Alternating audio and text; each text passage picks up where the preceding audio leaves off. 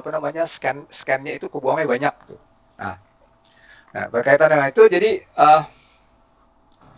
kalau nanti kerja di rumah sakit ada CT scan gitu ya. Kemudian ada masalah misalnya anggaplah uh, voltage-nya tidak apa namanya agak keluar dari range-nya gitu ya. Harusnya 5% dia mungkin di 6% gitu. Itu memang bisa dikembalikan nilainya dengan melakukan tune up gitu. Tapi ingat gitu. Kalau melakukan tune up itu kalau misalnya uh, tube-nya sudah cukup berumur gitu ya, itu tadi saya bilang bisa putus di tengah jalan malah jadi parah gitu ya. Nah biasanya kalau misalnya tube-nya sudah cukup tinggi, umurnya teknisi itu akan bilang ini saya minta persetujuan dulu nih kalau misalnya tiba-tiba rusak di tengah jalan kita nggak nanggung gitu karena permintaan tune up itu dari rumah sakit gitu ya. Nah itu ya. Jadi kalau saya lupa, saya pernah singgung nggak? Kalau di CT scan itu umur tube itu satuannya scan second gitu ya, scan second ya. Jadi satu kali scan itu berapa second itu yang dihitung ya. Jadi waktunya. Jadi waktunya itu bisa 50.000 scan second, 100.000 scan second atau ada yang bisa sampai 1 juta scan second gitu ya. Tergantung uh, kalau ditanya kenapa bisa begitu, saya nggak bisa jawab gitu. Terus terang aja gitu. Karena secara uh, data gitu ya, perbandingannya itu gimana ya? Ada yang sampai 1 juta baru rusak, ada yang 100.000 udah rusak gitu. Secara statistik susah diambil kesimpulannya kenapa gitu.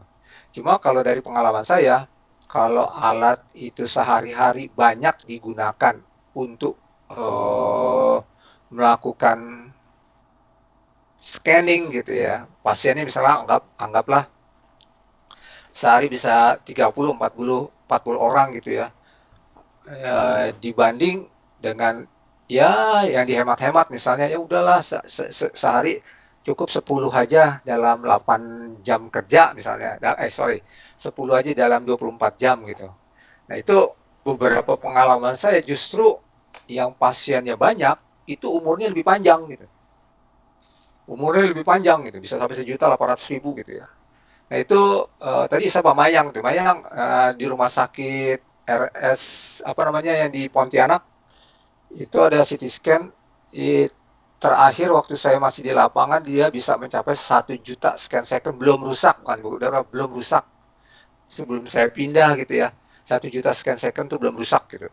Nah itu jadi kalau ditanya kenapa susah ngejawabnya saya juga karena nggak bisa diambil kesimpulan dari data statistiknya gitu. Jadi misalnya 100.000 udah rusak masalahnya ini 1 juta belum rusak masalahnya ini susah sekali diambil kesimpulannya. Cuma kalau dari pabrik itu garansinya adalah 100.000 scan second atau 1 tahun gitu, mana yang capai duluan lah gitu itu ya. Nah jadi kalau nanti kerja di mana di rumah sakit jangan dipaksa teknisi itu untuk melakukan tune up, untuk melakukan curhat jangan gitu ya karena kalau memang scan secondnya udah tinggi riskan sekali gitu. Bisa tiba-tiba putus di tengah jalan gitu. Nah, itu tune up itu pada prinsipnya kita cuma one finger ya, one finger action satu kali truk itu udah jalan semua gitu. Itu makanya paling nanti kita ngikutin perintahnya dia misalnya pasang pantom, pasang ini gitu ya. Itu aja sih, yang lainnya nggak ada gitu. Tinggal ngikutin aja terus kita harus nungguin untuk ngeliatin nilai-nilainya gitu. Nilai-nilai nilai-nilai ukurnya kita liatin aja. Kita liatin ya, tapi kalau misalnya ada yang keluar dari range gitu, kita juga nggak bisa apa-apa. Nanti software sendiri yang akan bilang, ini keluar dari range nih, harus diapain gitu. Gitu. Intinya kerja di CT scan itu nyaman gitu ya. Maksudnya semuanya itu sudah dikerjain sendiri oleh komputernya. Kita tinggal ngawasin aja gitu. Nah, karena itu, ayo belajar yang benar kalau mau jadi engineer-nya CT scan gitu. Sebentar, nih ada yang masuk nih. Oke. Ya, itu ya. Itu blok diagramnya gitu. Kemarin saya dengar ada yang mau ambil TA-nya CT scan, ya udah ambil ini aja nih, gampang kok ini. Ya, oke, sebentar. Oh, ini saya ngehang. Oh, nih. Nah, ini common function-nya aja ya, common function-nya kita lihat di sini. Ini bagian stationary, ini bagian rotating gitu ya. Ini komputer utamanya UMAS ya, master stationary, dan ini UMAR master rotating. Kemudian sama yang lainnya juga menggunakan apa, slip ring ya, di slip ring ini. Slip ring kemudian juga uh, untuk transmisi datanya gitu ya, kontrolnya menggunakan transmitter receiver dan seterusnya gitu. Ya, itu ya yang untuk dual source ya. Well, oke, kenapa jadi remote lagi nih? Oke. Satuan umur cuk tadi kan scan second kan Pak. Terus katanya bisa ditentuin banyaknya scan second itu. Terus Hmm, kita ngeliat subnya itu udah tua atau enggaknya itu di scan second keberapa sih Pak? Atau gimana Pak?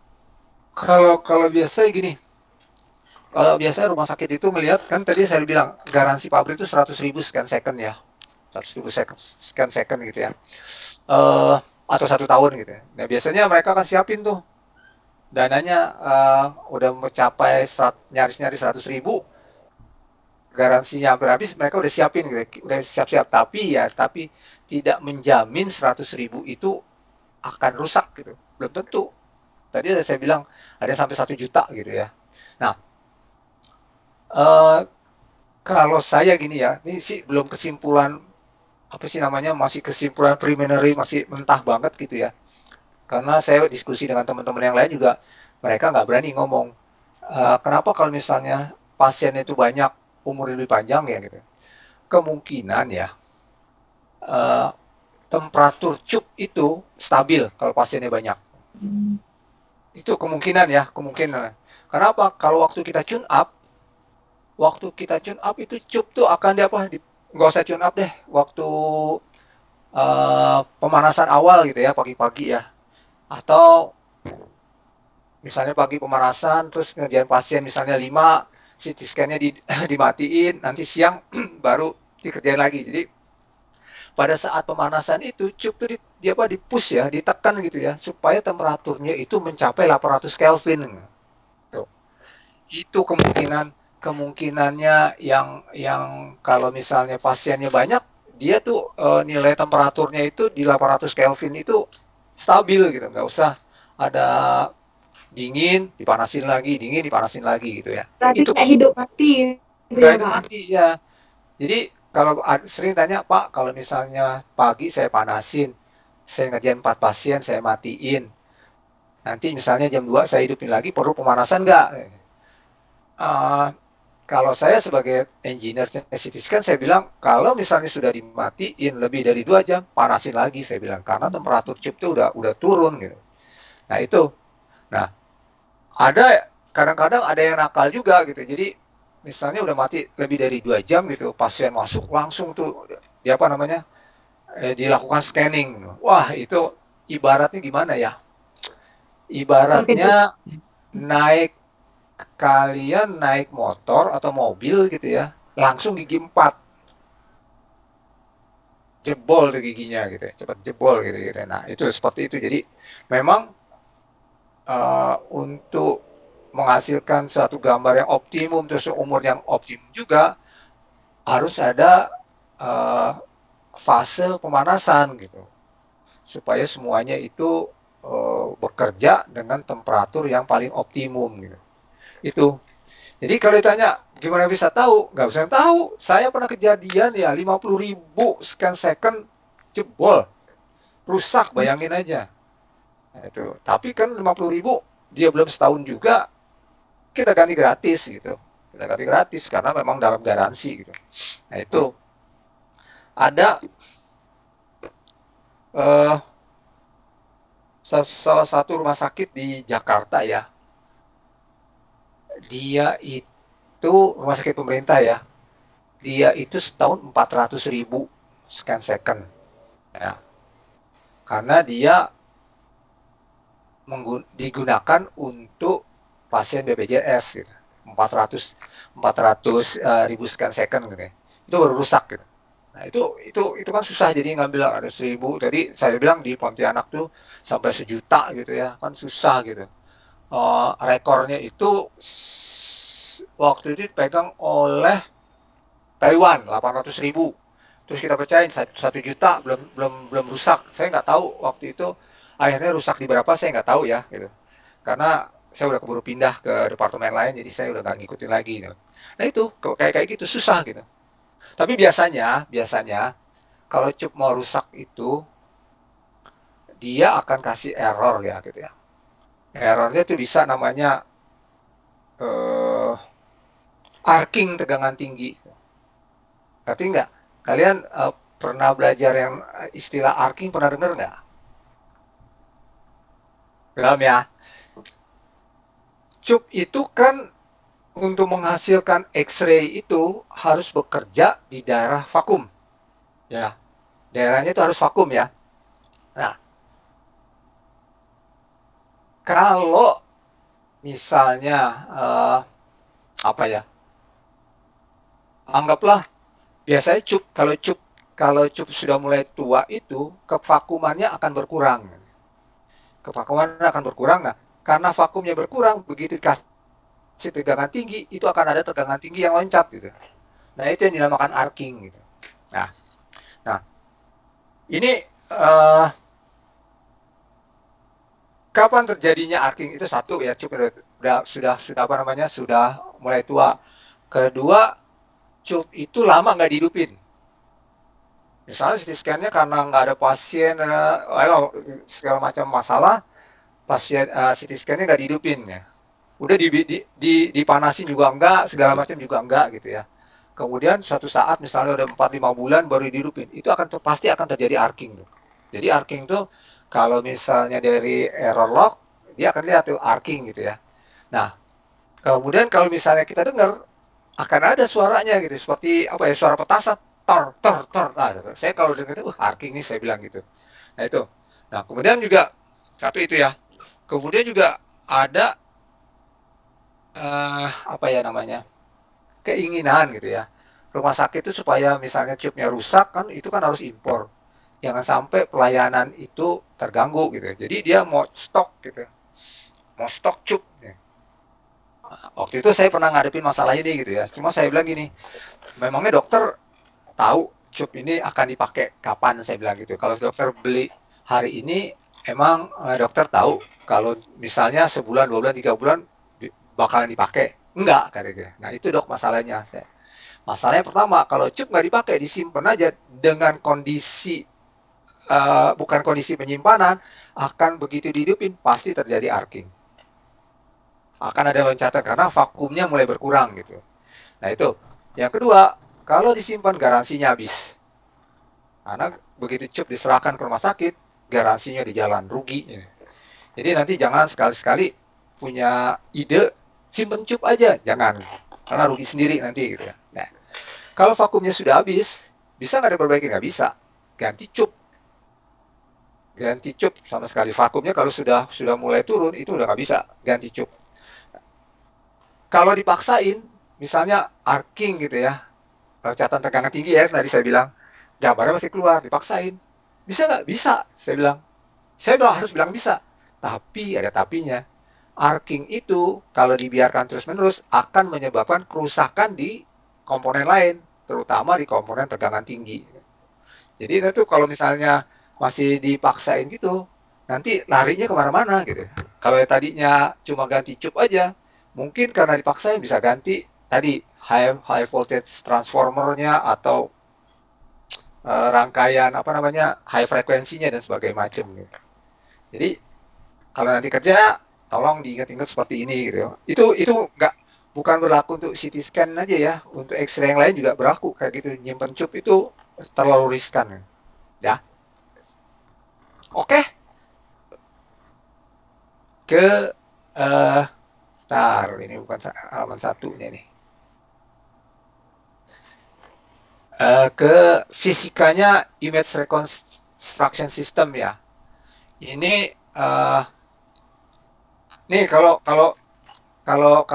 PKL di ketemu saya kasih tugas kayak gini nih. Jadi ini waktu itu ada anak ITB dua eh, PKL di tempat saya kasih tugas ini. Jadi saya bilang buat apa Pak? Mereka bilang buat apa Pak? Saya suka harus presentasi. Saya bilang kalau saya presentasi dari awal kepanjangan, saya butuh yang cuma image rekonstruksinya aja gimana? Saya bilang gitu. Nah, dibikinin seperti ini gitu ya. Itu namanya si Navila Aksanil dengan Ray Rona gitu. Si Ray Rona ini sekarang lagi ngambil S2 di ITB gitu. Si Navila sudah kerja di perusahaan software gitu ya. Nah, itu. Nah, jadi dia menggunakan MATLAB ya. MATLAB untuk bikin simulasinya gitu. Kemudian dia bikin simulasi segala macam jadi ini gitu ya. Jadi pertama ini udah tau lah ya. Ini namanya apa bentuknya CT scan gitu ya. Kan di sini dia bilang CT scan itu can produce detailed images of many structure inside the body gitu ya. Nah itu.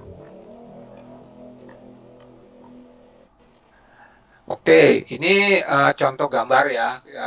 Udah kemarin udah apa namanya? Udah saya sampaikan juga gitu ya. Kemudian sorry, sekarang kita lihat MATLAB simulasinya gitu. Nah, jadi dia menggunakan MATLAB gitu ya untuk menghitung gambar-gambar ini. Gitu. Ini adalah apa rumusnya gitu ya. Jangan tanya saya karena saya tidak ahli di MATLAB, saya cuma bisa baca gini aja. Tapi kalau tanya ajarin, saya angkat tangan sama juga. Eh, kalau apa namanya di MHT itu kan kalau bikin program itu selalu pakai apa Arduino gitu ya. Saya Arduino nggak lulus Pak Mul gitu ya. Salah lagi gitu. Jadi uh, di sini ada digunakan namanya radon transformasi ya, transformasi radon gitu ya. Kita lihat dulu sebentar, saya kembali dulu ke kuliah kita yang lalu ya, yang awal ya. Mulai image rekonstruksi itu dari ini nih, profil atenuasi. Ini yang akan dibahas nih. Ya, kemudian lebih kurang ininya ini ya. Jadi kok kita akan ngomongin koefisien atenuasi ya. Sebentar. Ini termasuk ini ya. Ini enggak. Ya. Saya balik lagi.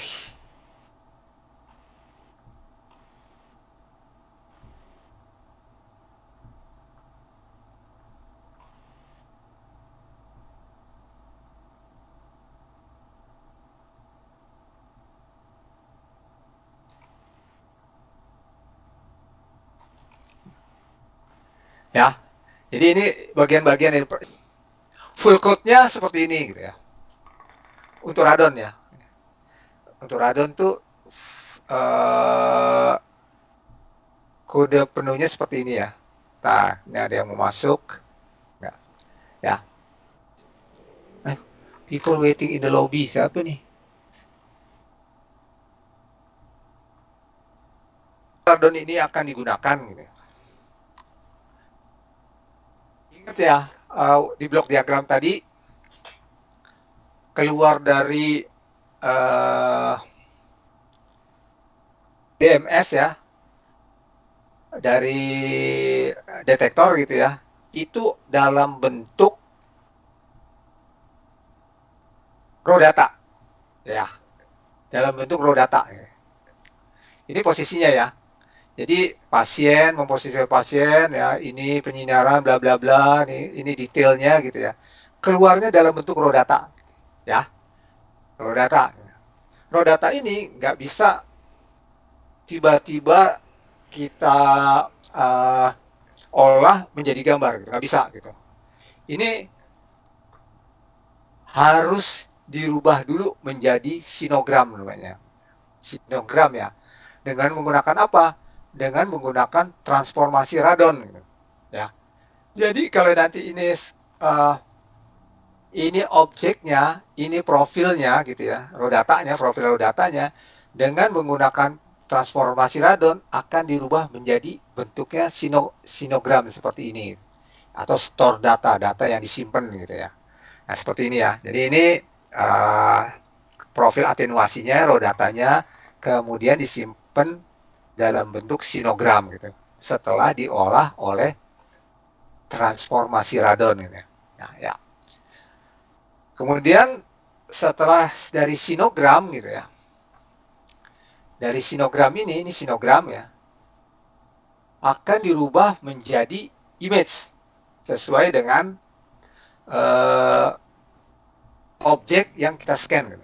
Nah, kita menggunakan yang namanya back projection formula ini gitu ya.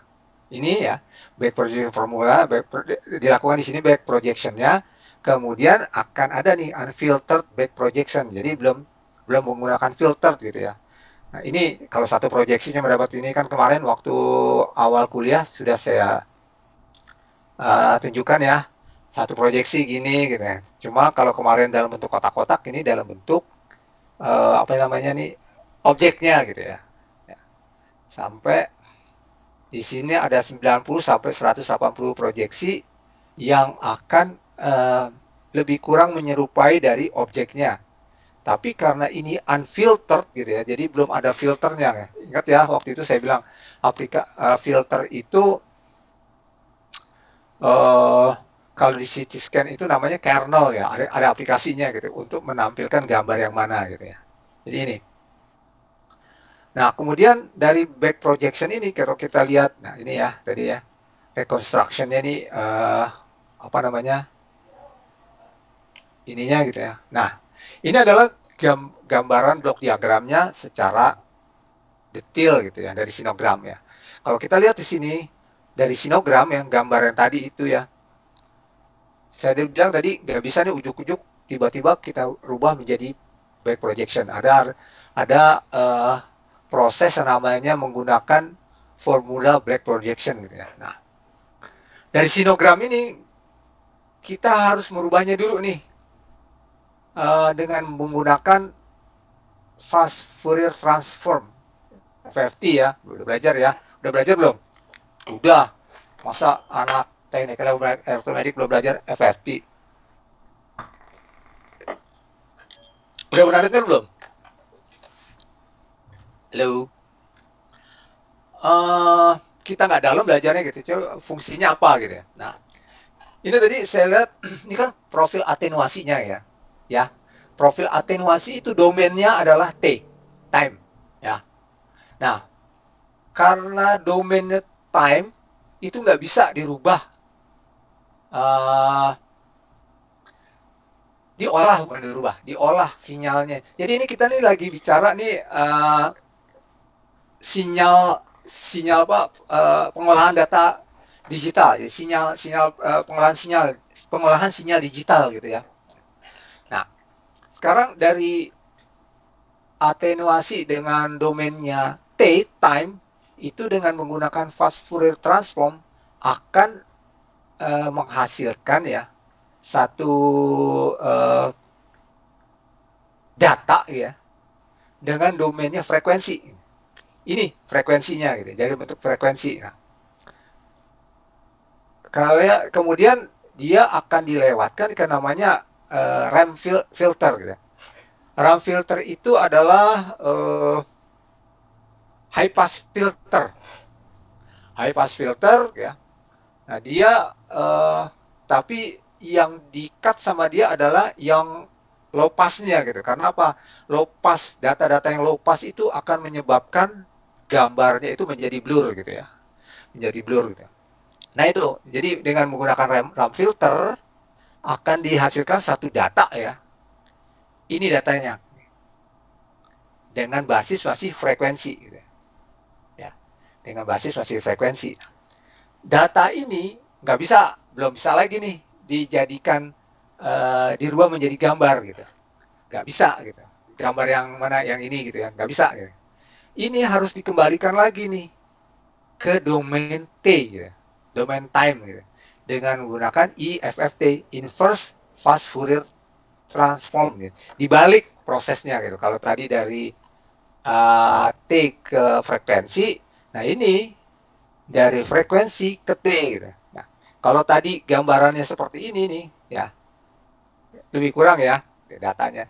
Setelah dibalik di inverse dengan inverse fast Fourier transform, datanya lebih berbentuk gitu, lebih berbentuk ya, lebih berbentuk seperti ini. Nah, kemudian datanya lebih kurang seperti ini gitu ya. Kemudian dari data ini kita masukkan ke kernelnya gitu ya, ke mana, ke filternya gitu ya, sinogram filternya gitu ya, sinogram filternya, dan dimasukkan ke formula ini, dimasukkan ke formula ini, baru kemudian akan menghasilkan gambar yang ini nih, seperti ini gitu. Tapi ini, uh, oh ini sorry, ini udah filtered nih ya. Ini sudah filtered, yang bawah ini sudah lewat filternya ini, sinogram filtered ini gambar. Bandingkan dengan gambar ini. Ini unfiltered, jadi sebelum sinogram filtered ya. Jadi kalau yang ini lebih kurang letaknya itu ada di sini.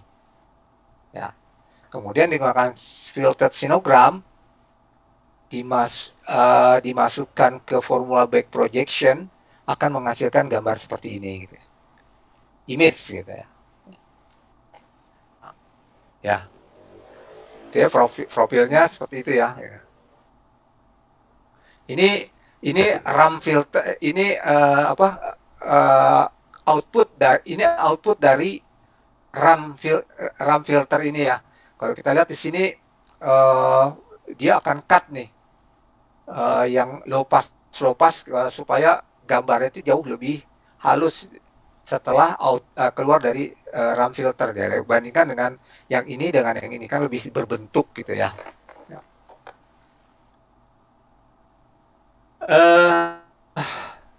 Ini perbandingannya ya. Yang atas ini yang belum melalui sinogram filter, yang ini sesudah melalui sinogram filter gitu. Lihat ya, gambarnya lebih tajam gitu ya. Filter itu lebih tajam ya. Unfiltered smooth, tidak berbentuk gitu ya. Nah ini penggunaannya, filter ini nanti tergantung dia mau aplikasinya apa, toraks, abdomen, atau apa gitu ya, atau kepala gitu. Projectionnya ini disesuaikan dengan kebutuhan pemeriksaan. Gitu. Nah, jadi resumenya lebih kurang seperti ini ya. Nah ini kalau kita lihat raw data ini, output yang dari detektor ya, kemudian dijadikan sinogram gitu, sinogram, kemudian di sini di back projection dengan unfiltered, kemudian ke bawah ini yang filtered gitu ya. Oke, selesai.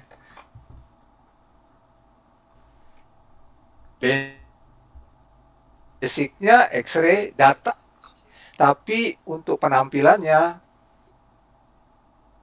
itu kita semua menggunakan pengolahan sinyal digital gitu. Siapa Jodiatun? Jelas ya maksudnya ya? Iya Pak. Tuh. Iya Pak. Ada pertanyaan lain?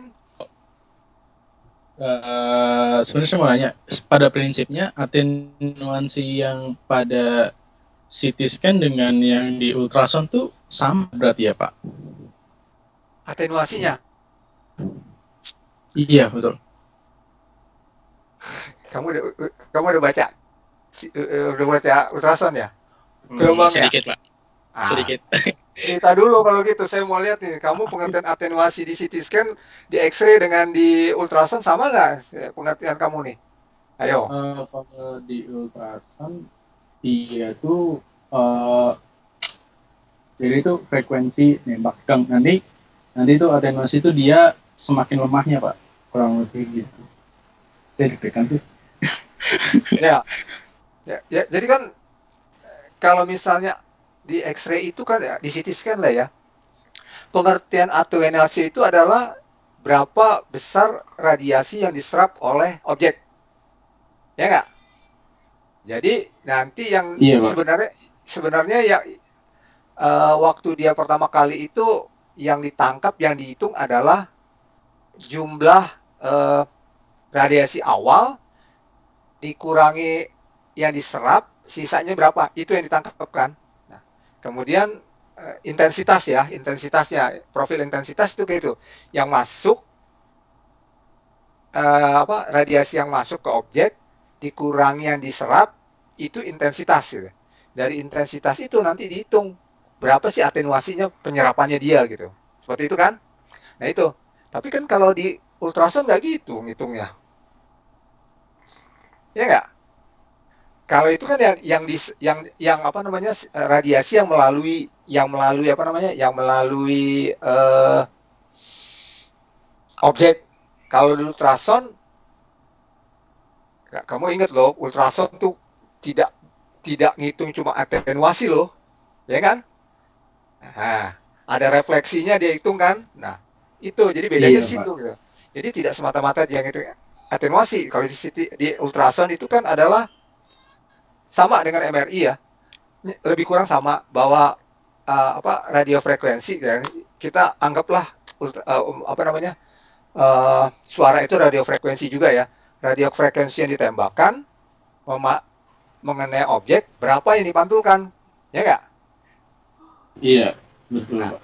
yang dipantulkan itu adalah pengurangan dari apa namanya dari radio frekuensi itu, radio frekuensi awal yang dikurangi penyerapan, dikurangi refleksi, dikurangi apa-apa, itu yang dipantulkan, yang dihitung ya di ultrasound, gitu ya. Yang iya betul, Saya Pak. saya saya, Feedbacknya saya Pak Yusuf nih lebih lebih canggih nih ultrasound nih kayaknya. Saya aduh ultrasound cuma enggak, Pak. Saya otodidak, Pak. Cuman kalau didebatin saya bingung, Pak. Pelangga.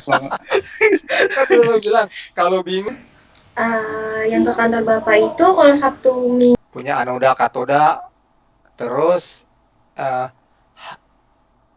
apa namanya prosesnya harus terjadi di ruang vakum. Ya, Vina, setuju nggak? Iya, Pak. Ingat ya, pelajaran Pak Teguh ya, harus terjadi di ruangan vakum. Nah, eh, jadi kalau di ruangan vakum begitu dikasih tekanan tinggi, elektron akan ditarik ke anoda.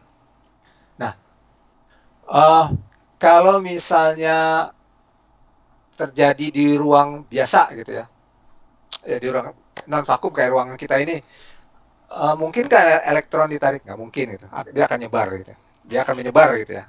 Nah itu makanya dia harus di ruang vakum dengan tegangan tinggi. Nah, sekarang ini ada ruang vakum, ada tegangan tinggi. Uh, sekarang kapan terjadinya arcing? Arcing itu akan terjadi kalau ya kevakuman dari X-ray tube itu, gelasnya itu, yang berbentuk gelasnya itu, sudah mulai berkurang. Artinya mungkin ya, mungkin di situ ada apa ya namanya, udara gitu ya. Misalnya kevakumannya karena kebocoran udara gitu ya. Nah itu. Jadi kalau kalau misalnya di situ ada kebocoran udara gitu ya, begitu dikasih tegangan tinggi, nah itu yang bikin dia loncat tegangan tingginya gitu. Bikin dia loncat, kemudian akan menyebabkan kalau di kita itu istilahnya arcing. Nah itu. Jadi kalau misalnya perkataan lain loncatan tegangan tinggi lah gitu. Kalau misalnya susah ngebayanginnya gitu ya, itu adalah loncatan tegangan tinggi di ruang vakum. Gitu. Itu yang kita namakan arcing. Gitu. Saya lihat di kamus dulu nih ya, arcing benar nggak yang saya omongin? Bisa cocok nggak? Tapi kalau secara secara secara teknis itu yang terjadi gitu ya. Inggris.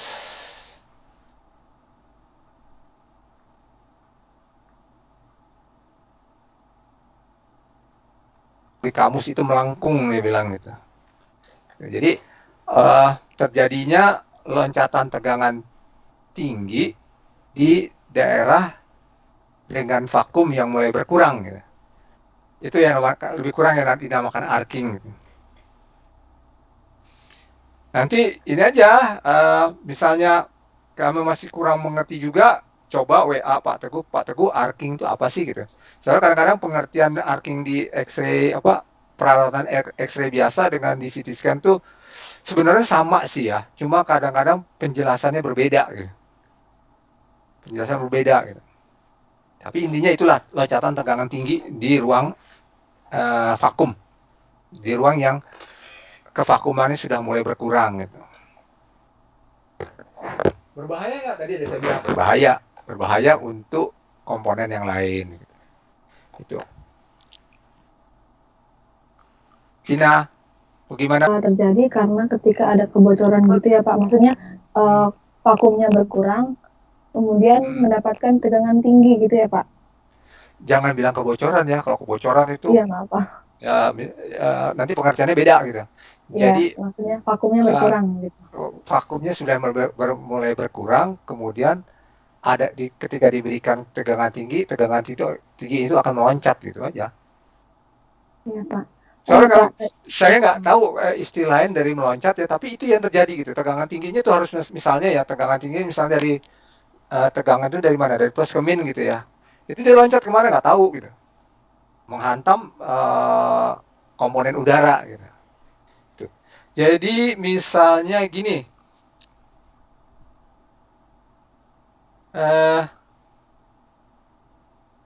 motor. Nah, motor kan pakai busi. Nah, kan kalau misalnya businya itu bagus gitu ya, apa namanya kan kalau ruang bakar itu kan sebenarnya juga harus apa ya? Kayaknya seperti ya bebas dari udara beda ya dengan pengertiannya dengan apa? Dengan X-ray tube ya. Cuma kira-kira prosesnya seperti itu ya di ruang yang terkungkung ya, apa ya, yang nggak sembarangan udara bisa masuk gitu kan. Nah begitu dia ada misalnya torsinya itu mulai berkurang, udara masuk itu biasanya yang suka bisa meledak-meledak, tor ya itu. Jadi ada kebocoran udara di wilayah pembakaran ini. Lebih kurang kayak gitu sih gitu ya. Kalau mau ngebayanginnya susah, ya kayak begitulah gitu. Halo, ada lagi Vina? Tadi kayaknya mau nanya lagi. Pengolahan sinyal tadi, jadi prosesnya itu mulai dari profil atenuasi, ya, itu raw data, kemudian dengan transformasi radon, dirubah menjadi sinogram, kemudian dari sinogram itu dengan FFT dan RAM filter, dengan FFT dan IFFT kemudian didapatkan apa tadi sinogram ya, unfiltered sinogram kemudian dengan menggunakan formula filtered sinogram akan didapatkan gambar gitu ya, back projection proses gitu. Nggak keluar deh, saya janjilah itulah. Saya tahu itu ruwet gitu, saya nggak keluar. Janji. Ya Pak, jangan ya Pak. Langsung disamber sama Vina. Saya nggak ngeluarin dulu, ntar saya keluarin ininya aja lah, FFT-nya aja lah. Tolong dibahas ya. Belajar FFT ya Pak Yusuf. Belajar FFT ya Pak Yusuf ya. Iya Pak. Ya saya doain nanti ada yang setelah ini akan ada yang ke S2 gitu ya. Kalau nanti ada yang ke S2, ambil pengolahan sinyal digital gitu ya. Nanti ketemunya makanan sehari-hari tuh. FFT dan IFFT itu makanan sehari-hari gitu ya. Dan orang-orang yang jago pengolahan sinyal digital di Indonesia belum banyak. Apalagi di bidang elektromedik ya, belum banyak gitu. Ada pertanyaan lain? CT scan ya Pak, apa namanya, semakin sering dia digunakan, kemungkinan rusaknya menurun gitu kali Pak ya? Maksudnya tabungnya ya. Iya, Tabung, saya bicara tabung ya. iya maksudnya itu ya. Kayak Ah, gitu nggak maksud Bapak tadi? eh, itu belum kesimpulan akhir gitu ya, belum Maksudnya kesimpulan akhir. ya sesuai Karena pengalaman Bapak gitu ya. sesuai pengalaman saya di lapangan itu, jadi gini, waktu saya masih tugas di Surabaya, eh, waktu itu ada 2 CT scan ya, ya, satu di swasta, satu di negeri. Di swasta itu sehari 24 jam loh ya, sehari 24 jam itu dia paling cuma maksimal mengerjakan 10 pasien ya. Kemudian yang di negeri itu 8 jam. Jadi dari jam 8 sampai dia tutup di jam sekitar jam 3 lah ya. Itu dia bisa ngerjain 30 pasien. Nah, apa yang terjadi? Yang di rumah sakit negeri ini umur cupnya lebih panjang gitu. Yang di swasta ini itu cepet gitu ya. Paling 50.000 scan second atau ya maksimal tuh pernah kejadian cuma sampai 100 gitu. Nah itu yang dijadiin, saya laporin ke mana, ke pabrik. Pabrik sendiri juga nggak bisa bilang kenapa gitu, nggak bisa, emang rusak gitu. Nah, itu kesimpulannya gitu karena memang susah ya.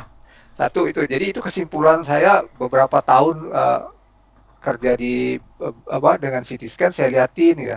Itu awal pengamatan saya di Surabaya. Setelah itu saya amatin terus, rata-rata kalau pasiennya banyak dia panjang umurnya. Sehari banyak tuh panjang umurnya karena tadi saya bilang kemungkinan temperatur tube-nya itu stabil. Kemungkinan temperatur tube stabil itu.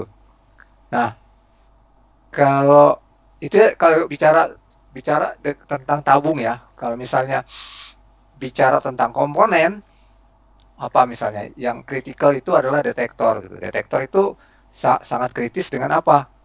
Dengan kelembapan. Ya, kalian tahu ya kelembapan Indonesia itu rata-rata 80% ya, 70 sampai 80%. Itu nggak bagus untuk komponen detektor.